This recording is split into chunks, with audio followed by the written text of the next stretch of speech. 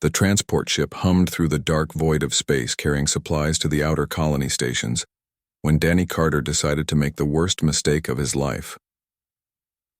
He had been working as a cargo handler for 3 years, and the job was simple, enough until the day an alien diplomat named Zara boarded the vessel for transport to Earth. Zara belonged to the Velthrian race, a species known across the galaxy for their incredible regenerative abilities and extended lifespans that could stretch for centuries.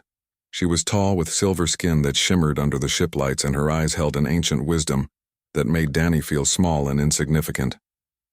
The Velthrians possessed something humans desperately wanted, a genetic marker they called the essence that allowed their bodies to heal from almost any injury and resist most diseases. Danny had heard stories about black market traders who would pay fortunes for even a sample of Velthrian biological material. His sister, back on Earth, was dying from a condition that ate away at her organs slowly and painfully, and the medical bills had drained every credit his family had.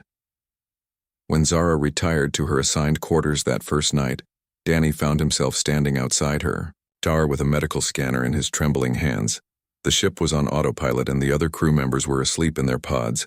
He told himself he would just take a small sample, something she would never notice, and use it to save his sister. The door opened easily because Velthrians trusted easily, and Zara was in a deep sleep cycle that her species entered when traveling through space. Danny approached her sleeping form and activated the scanner, running it over her arm where it collected skin cells and genetic material. What he did not know was that Velthrian biology worked differently than human doctors understood. The essence was not just genetic code, but a living symbiotic organism that bonded with its host at a molecular level. When the scanner collected Zara's cells, it also collected active essence particles that immediately began seeking a new host. Danny pocketed the scanner and left the room, his heart pounding with guilt and desperate hope. He returned to his quarters and prepared the sample, planning to send it to a research facility that might be able to synthesize a cure for his sister. But when he handled the material with his bare hands, something unexpected happened. The essence recognized living tissue and did what it was designed to do over millions of years of Velthrian evolution. It bonded with him. Danny felt a burning sensation spread from his fingertips up his arms and through his chest. He collapsed on the floor of his small cabin, gasping as his entire body felt like it was being rewritten from the inside.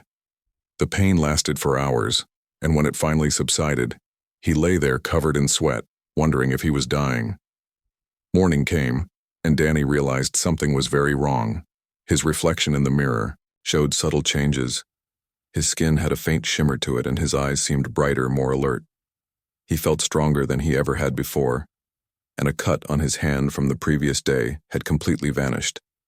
Then Zara found him.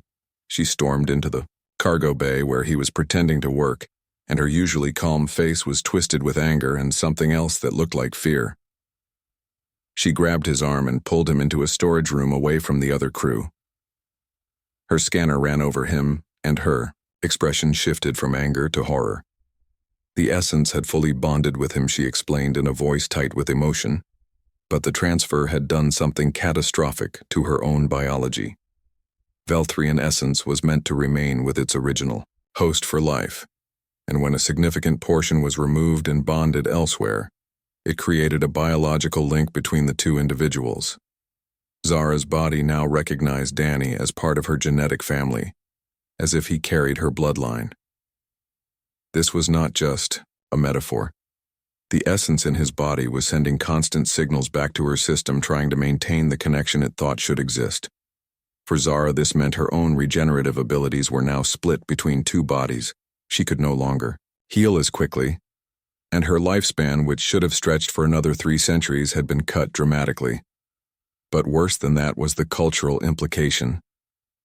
Among Velthrians, the essence was sacred and sharing. It was something done only between mates or from parent to child. By taking her essence, Danny had essentially forced her into a biological bond that her species considered more intimate than marriage. She could never return home because her people would sense the broken essence and know what had happened.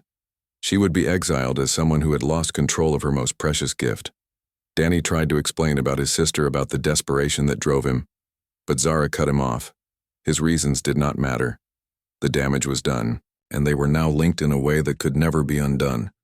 The essence would continue to tie them together, and if they were separated by too great a distance, both would begin to suffer biological breakdown. They were stuck with each other. The transport ship reached Earth orbit 3 days later, and Danny had to make a choice. He could turn himself in, admit what he had done, and face whatever legal consequences came from assaulting an alien diplomat, or he could disappear and take Zara with him. Zara made the choice for him. She refused to let authorities know what happened because the scandal would destroy diplomatic relations between humans and Velthrians. Instead, she demanded that Danny help her find a way to adapt to this new reality. They left the ship together using false credentials that Zara obtained through her diplomatic connections. Danny's sister received treatment from a small sample he managed to synthesize before the full bonding occurred, and while it was not a complete cure, it bought her time. He and Zara moved to a remote settlement on Mars where questions were rarely asked and people minded their own business. Living together was awkward at first. Zara barely spoke to him, and when she did, her words were cold and clipped. But as weeks turned into months, they began to understand each other. Danny learned that Zara had been traveling to Earth to establish a new cultural exchange program. She had dreams of building bridges between species, and now those dreams were ashes. Zara learned that Danny was not a monster but a desperate man who made a terrible choice when faced with losing the only family he had left. The essence bond between them grew stronger. They could sense each other's emotions and physical state. When Zara was injured, Danny felt phantom pains. When Danny was stressed, Zara's regenerative system would activate, trying to help him. It was uncomfortable and invasive, but it was also becoming normal. One evening, as they sat watching the Martian sunset through the dome of their habitat, Zara finally spoke about her feelings. She told Danny that she had been angry for so long, but the anger was fading into something else. Acceptance, maybe, or resignation. She had lost her old life, but perhaps there was something worth building in this new one. Danny reached for her hand carefully, and she did not pull away. The essence hummed between them, a constant reminder of the bond they shared. He told her he would spend the rest of his life trying to make this right. Zara smiled sadly and said that making it right was impossible, but surviving it together might be enough. Months became years. They built a life that was strange and unconventional. Zara taught Danny about Velthrian culture and history, and he introduced her to human art and music. The biological bond that had seemed like a curse became something they learned to navigate. They were not lovers, but they were not just friends either. They were something humans had no word for: two beings, linked by biology and circumstance, learning to exist in the space between. Danny's sister recovered enough to live independently, and she never knew the full price her brother paid for her treatment. The Velthrian government never learned what happened to Zara's essence. She was listed as choosing to remain on Earth for extended cultural study. Sometimes at night, Danny wondered what would have happened if he had made a different choice. If he had found another way to save his sister, or if he had simply let fate take its course. But those thoughts faded when he felt Zara's presence through their bond, steady and alive. They were stuck with each other, and somehow that was becoming okay.